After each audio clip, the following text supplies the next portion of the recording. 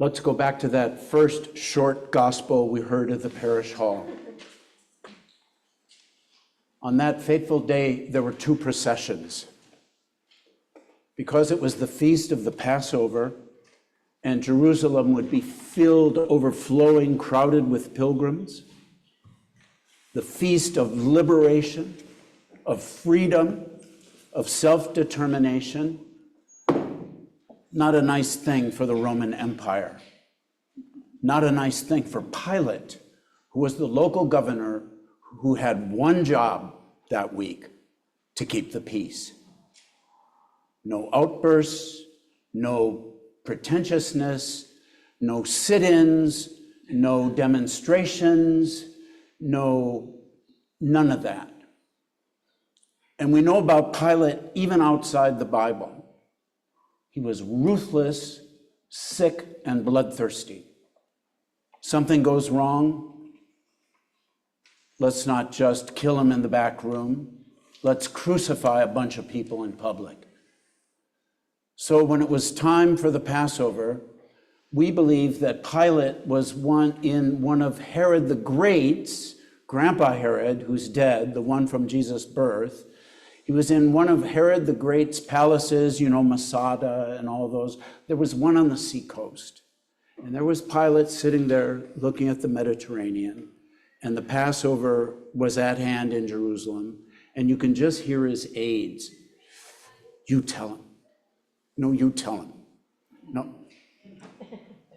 Sir, it's time to go up to Jerusalem for the Passover. So Pilate, leaving his seaside resort, the troops are mounting up with their golden eagles and their banners and their swords and their shields. They begin to bring the procession from the coast across the Midland up to Jerusalem. Pilate was this from Paula Fredrickson, the scripture scholar. She said, Pilate was in a bad mood before he even set eyes on Jesus. Meanwhile, pilgrims were coming up to Jerusalem from all over the Mediterranean, and Jesus was down in Jericho, not far from Jerusalem, but low, down near where the people of Israel had first crossed into freedom, down where Jesus had been baptized, down where Jesus had been tempted. Jesus was down in Jericho and starts his procession to Jerusalem. Not with white warrior horses, not with swords and shields and banners, but he gets on an old milk donkey, an old broodmare kind of, and it's full. And like the prophets before him, he does some amazing street theater protests. He starts up to Jerusalem. And the people are waving olive branches or palm branches. The emperor with all his forces, the empire with all its violence, with all its subjugation, with all its injustice, is heading to Jerusalem for the great feast of liberation to make sure there are no outbreaks of liberation. And Jesus coming up from Jericho on a donkey, the foal of a donkey. And they meet in Jerusalem. So the first question we have for Palm Sunday and for Holy Week is, which procession will we join? Oh, that's easy, we know. Oh, it's not so easy. Our participation comes in many ways today and this week. You know the Renaissance painter Caravaggio. If you don't, you've seen it. He's that artistic master of light and shadow. And he often takes biblical scenes and he portrays a crucial scene from today's story, which set into motion all the events we linger over today and throughout Holy Week. In Caravaggio's painting, The Taking of Christ, he brings to life that awful moment when, after being tipped off, the police move in to grab Jesus, and take him off into the darkness to a fate unknown.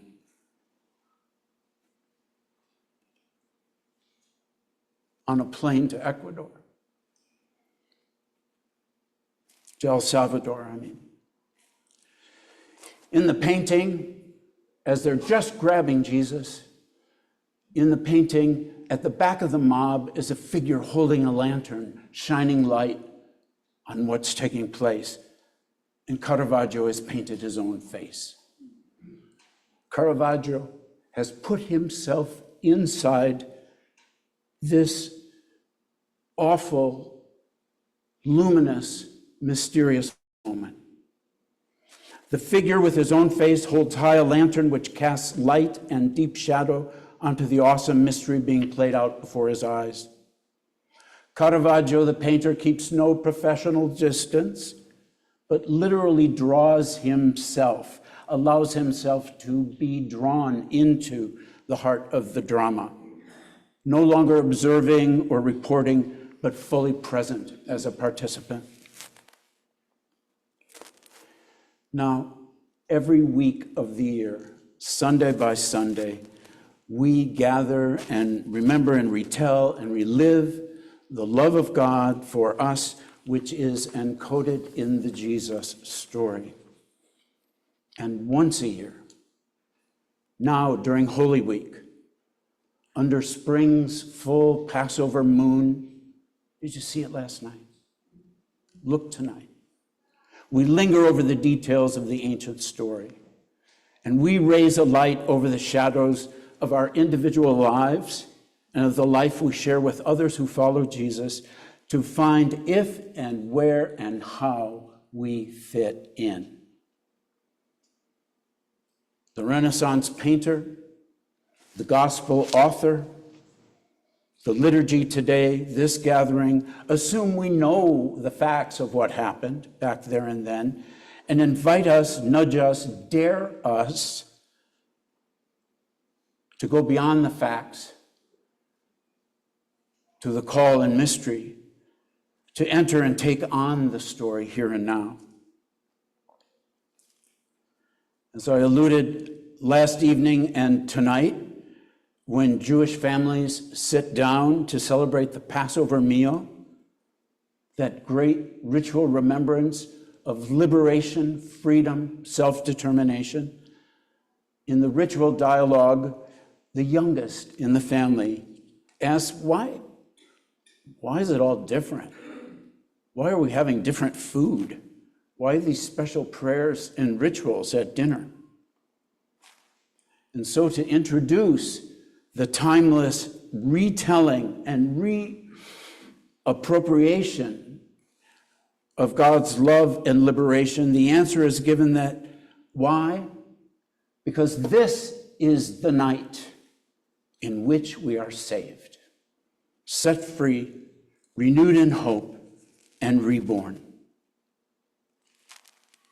When the story of God's love for us is retold and remembered in prayer, there is no past tense. All that happened and was done was not once upon a time, but once in time for all time, for our time, for now. That story then is our story now. Every Sunday, but especially this week. Now remember, we have 4 gospel writers, and each one, even the old fogies in the Vatican, said back in the 1960s at Vatican II, that each gospel writer is a true author. They're not puppets. They're interpreting the tradition and retelling it so it will be fresh and new. And Luke had his own agenda, one that we love. We've been hearing it all year. This is the year of Luke for the church. Luke couldn't help but put himself and his community into the story. His community in particular discerned a message of hope and salvation that was meant to embrace not just the religious community, the long tradition of Israel, but the whole world. All the Gospels, but especially Luke, have one arm around the ancient tradition: Abraham, Isaac, Jacob, Rebekah, the prophets, the people of old, and another arm around the world that doesn't know anything about that stuff. Luke is bringing the whole world together in the good news in Jesus Christ. Every human person was within the reach of God's mercy and love. So, for instance, in this telling of the suffering and death of Jesus, Luke isn't so interested in assigning blame. Did the Jews do it? Did the Romans do it? Doesn't matter. And just by the way, just make sure everyone's clear, the Jews are not responsible for the death of Jesus. The Jews are not defective in their faith. St. Paul says the covenant made with the Jewish people is forever, and the law is still good. We're not waiting for them to catch up to us. All of us are waiting to catch up to God's call, however we discern it. So in Luke's gospel, hoping that this message of God's love and mercy would reach the whole empire, the state's complicity in the death of Jesus is a bit softened today, right? You don't see that tough guy Pilate at all. He said, well, there's really nothing wrong here. So Luke is sort of excusing Pilate, maybe so the gospel can keep moving unhindered through the world. We don't know.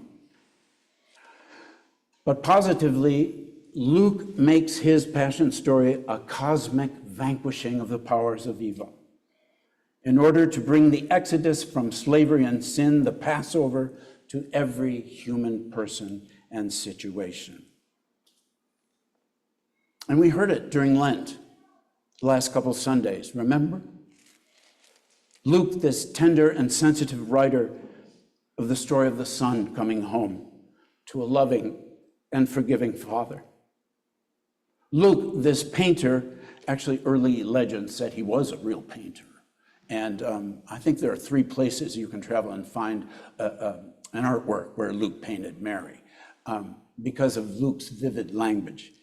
But Luke, this language painter, paints ordinary, flawed people in the company of Jesus. And he gives us an account of the death of Jesus in keeping with the life of Jesus.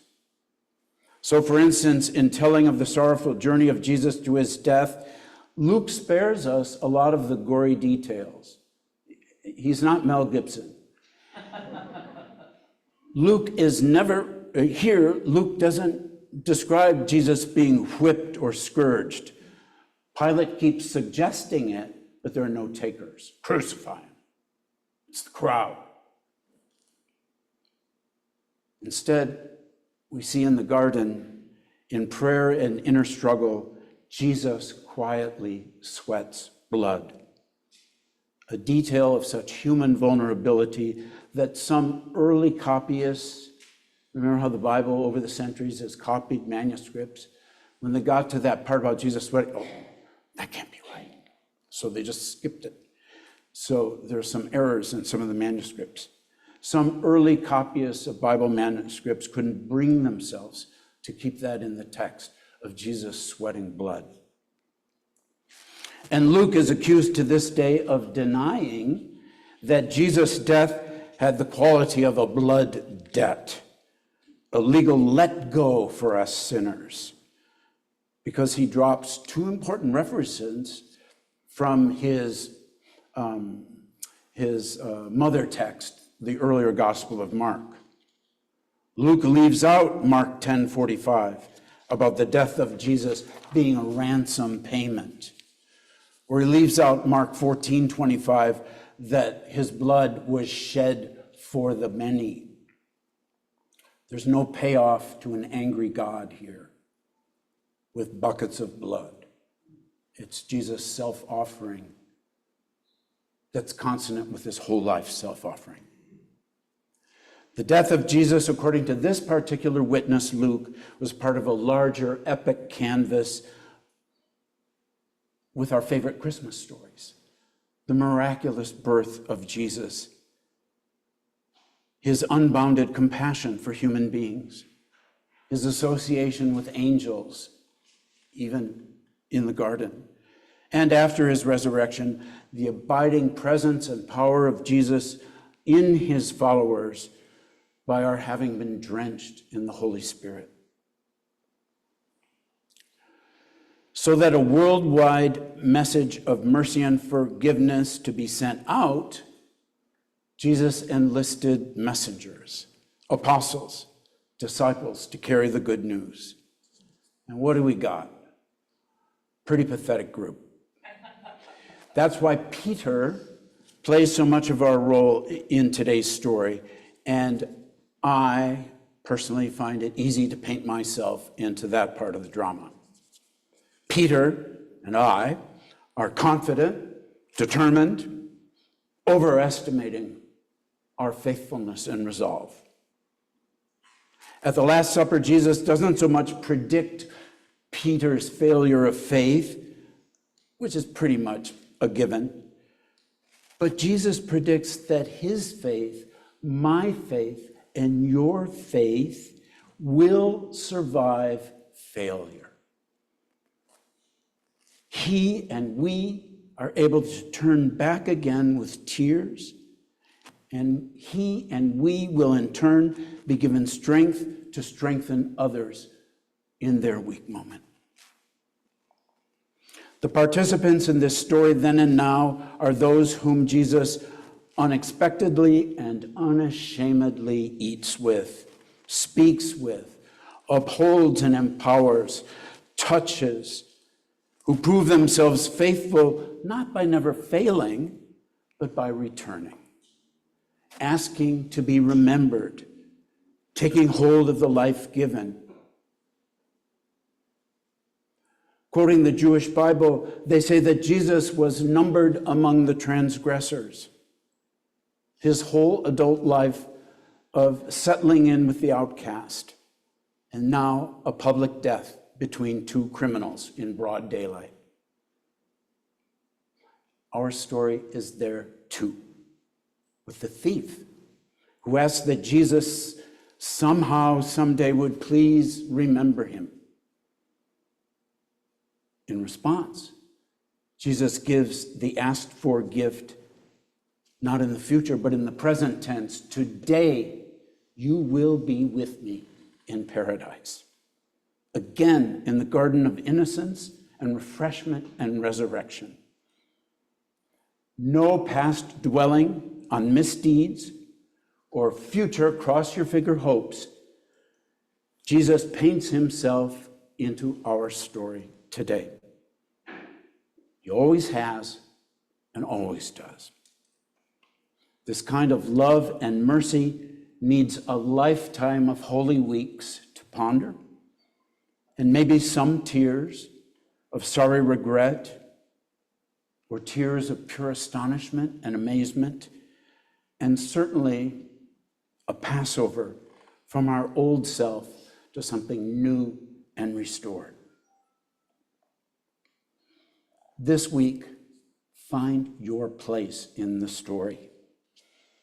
It might be unnerving and unsettling in daylight, of facing embarrassing truths about ourselves, or in the creep of lamplight to uncover some dark shame. But when you've pretty much done yourself in with adding up your inadequacies and uncertainties, your failures, and certainly our ridiculous goof-ups, today we know that we're right in the heart of the story of betrayal and abandonment, of unfairness and discouragement, of sweating blood or sweating bullets, or however life's torments push their way through you, whatever it is that really gets to you, trying to sift you like wheat. Jesus Christ, crucified and risen, intends you, all of us, to be put back together as bread. Satan wanted to sift you like wheat. I'm putting you back together as my body to be broken and shared. Today we know that our place in the story also assures us of our place at the table, where we are known and loved, where we will be strengthened in order to strengthen others. My former mentor, the Dean of Grace Cathedral, San Francisco, said, "Oh, well, I'm really not." He said, "You're in the right place. This is the synagogue of the unqualified." This week, let's put all our striving, our struggling, our trying so darn hard, let's put that aside and just step into the story, whether at the edge or at the center. And let all the other believers in the church's great tradition, let all the other sinners who have ever lived and who surround us today, the whole church, as it's done every year, carry you from wherever you no longer want to be to your renewed self. From not knowing him, "Sir, I don't know him. I don't know what you're talking about," to drawing a bit closer. This week, make it work for you somehow, however, by surrendering to this unstoppable flood of God's love, pouring out again over the whole human family in a way that's new and unimagined and frankly uncalled for. Take your palm branch home. Put it where you can see it till next Holy Week. Put it where you'll know it's a sign of victory, of royalty, of loyalty, taken from the Garden of Resurrection. It's a story you really do belong in. It's a story we belong in together. Jesus' last words may have been from the Psalms, "Into your hands, O God, I commend my spirit." Let it be our lifelong living words. Into your hands, O God, we commend our spirit, ourselves, the people we love, and the world you love so much.